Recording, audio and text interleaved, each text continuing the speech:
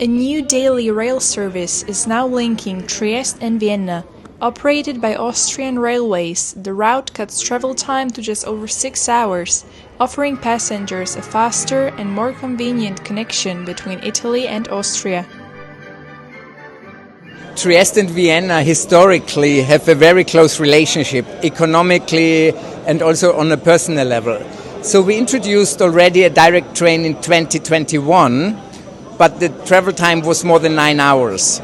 And now with the new infrastructure in Austria, we are able to offer a travel time of 6 hours and 40 minutes, and this is really competitive also to road transport. Beh, sicuramente sotto il punto di vista turistico, sai, prendere il treno, andare a Vienna e viceversa, prendere il treno e venire a Trieste è una cosa molto importante.